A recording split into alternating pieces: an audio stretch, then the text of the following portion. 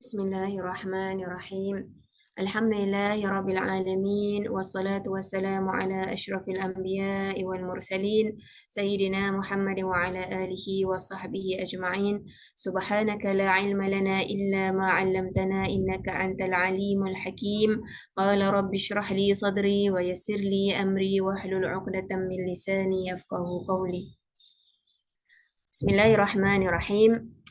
Mari kita sama-sama mengamati pengajaran yang dapat kita perolehi daripada juzuk yang ke-22, di mana kita lihat pada juzuk 22 ini adalah surah-surahnya adalah pengakhiran bab surah Al-Ahzab, kemudian kita masuk pada surah Sabah dan surah Fatir, kemudian permulaan surah Yasin.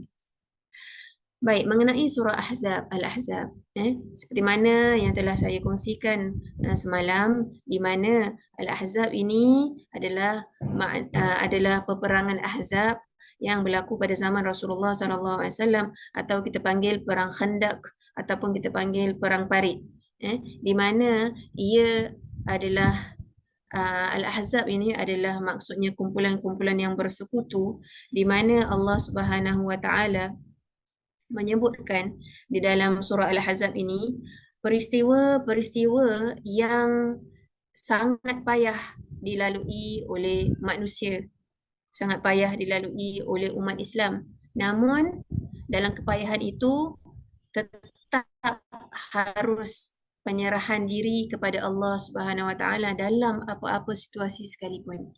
Maka kita akan dapati di dalam surah Al-Ahzab ini contoh-contoh yang diberikan oleh Allah Subhanahu Wa Taala semuanya adalah mengikut apa tema surah Al-Ahzab ini. Jadi kalau kita lihat contohnya, bagaimanakah keadaan kaum muslimin ketika perang Ahzab itu, kita nampak pada ayat yang ke-10 surah Al-Ahzab, yang ini kita recap balik semalam.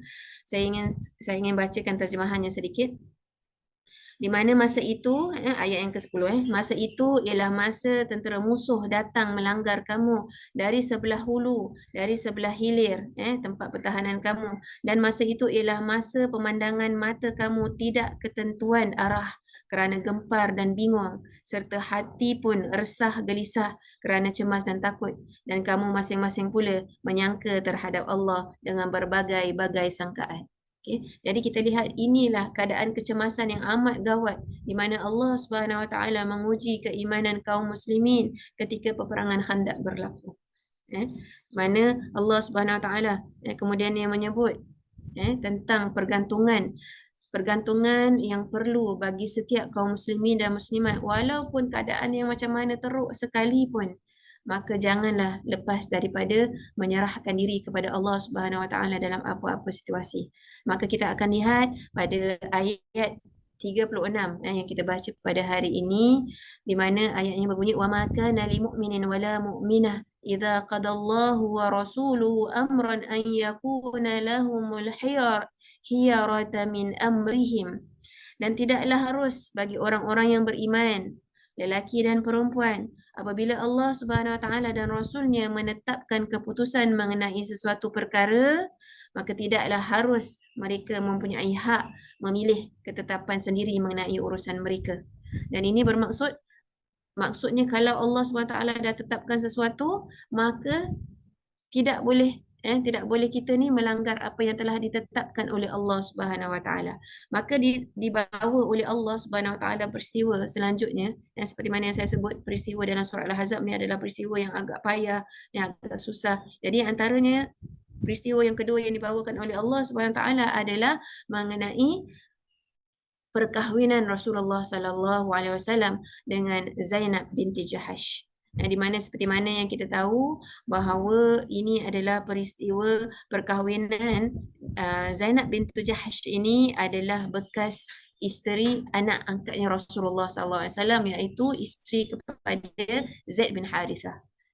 Zaid bin Harithah, jadi kita tahu sebagai custom orang-orang Arab dahulu, mereka mengangkat anak angkat ini sama seperti anak sendiri. Maka apabila datangnya perintah Allah Subhanahu Wa Taala yang mengatakan anak angkat itu bukan sama seperti anak sendiri, maka Allah Subhanahu Wa Taala yang telah mewahyukan kepada Rasulullah, telah memerintahkan Rasulullah Sallallahu Alaihi Wasallam untuk mengahwini Zainab. Untuk mengahwini Zainab dan dan sebagai, jadi disebut oleh Allah, anda boleh lihat pada ayat berapa ini? 37. Pada ayat 37 di mana Allah Subhanahu Wa Taala menyebut, di antara panjang ayatnya saya bacakan sedikit di antaranya. Kemudian Zaid apabila telah selesai kemahuannya terhadap isterinya, itu telah menceraikannya, kami kawinkan engkau iaitu Muhammad dengannya, supaya tidak ada lagi keberatan atas orang-orang yang beriman untuk berkahwin dengan isteri-isteri anak angkat mereka. Apabila anak-anak angkat itu telah selesai habis kemahuannya terhadap isterinya, maksudnya apabila mereka menceraikannya. Dan sememangnya perkara itu yang dikehendaki oleh Allah itu tetap berlaku. Jadi maksudnya apabila Rasulullah SAW menjalankan tanggungjawab, maknanya hukum hakam ini, pastinya kita akan merasai keadaan masyarakat mesti yang terperanjat. Pasti mungkin ada yang akan mentuhmah Rasulullah SAW, kenapa bapanya kahwin dengan isteri anak angkatnya. Tapi itulah yang Allah SWT nak mengatakan, ketetapan yang telah Allah turunkan, maka Rasulullah ini pelaksana hukum hakam tersebut. Rasulullah SAW tidak risau, tidak risau dicaci ataupun dikata oleh orang, tetapi untuk menegakkan hukum hakam Allah itu agar mudah dilaksanakan oleh kaum muslimin. Okay, jadi itu juga adalah suatu kepayahan. Kemudian anda akan dapati juga di dalam surah Al-Ahzab ini, di mana Allah Subhanahu Wa Taala menurunkan hukum hijab. Perintah kepada isteri Rasulullah untuk memelihara syariat, untuk memelihara yudnina min jalabihinna, iaitu pada ayat 59. Okay. Maka inilah dia surah Al-Ahzab, di mana penyerahan kepada Allah itu, wahai kaum muslimin, walaupun bagaimana keadaan situasi yang susah, kritikal, tetap kita harus terus berpegang kepada Allah Subhanahu Wa Taala. Jadi para ulama mengatakan dalam juzuk yang ke-22 ini, surah-surah yang datang selepasnya semua ingin temanya adalah tema penyerahan diri kepada Allah walaupun dalam apa-apa situasi sekalipun. Maka datang surah As-Saba. Surah As-Saba pula adalah penyerahan diri kepada Allah Subhanahu Wa Taala demi untuk mengekalkan kemajuan, mengekalkan pentadbiran negara yang baik. Sebab itu kita lihat di awal surah As-Saba ini, di mana Allah Subhanahu Wa Taala itu menyebut tentang nikmat yang Allah Subhanahu Wa Taala berikan kepada Nabi Daud alaihi salam pada ayat yang ke-10. Kita akan baca ayat yang ke-10 dalam surah Saba ini. Dan demi sesungguhnya kami telah memberikan kepada Nabi Daud limpahan kurnia dari kami. Sambil kami berfirman, wahai gunung ganang, ulang-ulangilah mengucap tasbih bersama-sama dengan Nabi Daud. Dan wahai burung-burung, bertasbihlah bersama-sama dengannya. Dan juga Allah SWT telah melembutkan bagi Nabi Daud itu besi baginya. Maka ini Allah Subhanahu Wa Taala ingin menetapkan bagi siapa yang menyerahkan diri kepada Allah Subhanahu Wa Taala, Allah Subhanahu Wa Taala akan mengurniakan kepada mereka kurniaan yang tidak dikurniakan oleh pada hamba-hamba yang lain. Maknanya apabila Allah Subhanahu Wa Taala ingin mengurniakan sesuatu, tak ada siapa yang boleh menghalang. Dan kita dapat lihat daripada ayat ini juga yang saya baru bacakan terjemahannya, bagaimana gunung ganang ni sebenarnya juga bertasbih kepada Allah Subhanahu Wa Taala, namun kita tidak memahami cara tasbihan mereka. Maka Nabi Daud ini apabila bertasbih, berzikir, gunung ganang turut bertasbih bersama. Kemudian kita akan dapati juga ayat selepasnya itu Allah Subhanahu Wa Taala memberitahu tentang kelebihan yang Allah Subhanahu Wa Taala berikan kepada Nabi Sulaiman alaihi salam. Dan kami kurniakan kepada Nabi Sulaiman kuasa menggunakan angin untuk perjalanannya. Sepagi perjalanannya adalah menyamai perjalanan biasa sebulan. Dan sepetang perjalanannya adalah menyamai perjalanan biasa sebulan. Dan kami alirkan baginya mata air dari tembaga, dan kami mudahkan sebahagian dari berjin untuk bekerja di hadapannya dengan izin Tuhannya. Dan sesiapa daripada jin itu yang menyeleweng dari perintah kami, kami akan merasakannya pukulan daripada azab dari api neraka. Masya Allah. Jadi ini adalah suatu kemuliaan yang Allah Subhanahu Wa Taala berikan kepada Nabi Sulaiman dan Nabi Daud. Kenapa? Anda akan baca seterusnya. Allah Subhanahu Wa Taala menyebutkan bahawa Nabi Daud dan Nabi Sulaiman ini adalah hamba-hamba Allah yang banyak bersyukur kepada Allah Subhanahu Wa Taala. Tidak putus-putusnya beribadah kepada Allah, banyak bersyukur kepada Allah. Sebab itu kerana penyerahan mereka kepada Allah Subhanahu Wa Taala, maka Allah Subhanahu Wa Taala kurniakan kepada mereka kenikmatan. Kemudian seterusnya, mengapa surah ini dinamakan dengan surah Sabak? Kita akan dapati muka surat selepasnya, iaitu pada ayat ke-15. Allah Subhanahu Wa Taala menceritakan kepada kita pula sebuah negeri qaryah, iaitu qaryah Sabak, di mana Allah Subhanahu Wa Taala adalah telah menganugerahkan kepada bandar ini baladun tayyibun wa rabbun ghafur. Dia sebut negeri yang aman, lagi tenteram, dan baginya di sebelah kanan, di sebelah kiri ada kebun, di mana di kebun itulah Allah Subhanahu Wa Taala memberi kepada mereka rezeki yang banyak, rezeki yang banyak, dan mereka berasa aman dan makmur dalamnya. Namun sedihnya penduduknya itu tidak beriman kepada Allah, tidak bersyukur atas nikmat Allah, mengingkari nikmat Allah. Lalu Allah Subhanahu Wa Taala telah menurunkan banjir pada negerinya. Kemudian Allah Subhanahu Wa Taala menukarkan kebun yang kita panggil kebun yang yang banyak menumbuhkan buah kepada kebun yang menumbuhkan buah-buah yang pahit, dan pokok-pokok yang jarang berbuah, dan juga daripada pohon bidara. Jadi ini semua Allah Subhanahu Wa Taala tunjukkan kepada kita.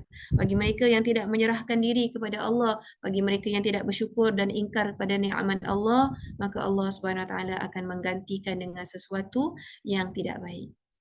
Baik, seterusnya kita pergi kepada surah Fatir. Apakah jenis penyerahan? Penyerahan diri kepada Allah Subhanahu Wa Taala. Allah Subhanahu Wa Taala menyebut dalam surah Fatir ini, kemuliaan itu hanya milik Allah Subhanahu Wa Taala. Maka berserah dirilah kepada Allah. Allah Subhanahu Wa Taala akan memberikan kemuliaan kepada sesiapa yang dikehendaki. Tu'izzu man tasha wa tuzillu man tasha. Jadi kita akan dapati bahawa di dalam ayat ke-15 surah Fatir ini, Allah Subhanahu Wa Taala menyebutkan, antumul ya ayuhan nas antumul fuqara'u ila Allah wallahu ghaniyyun hamid.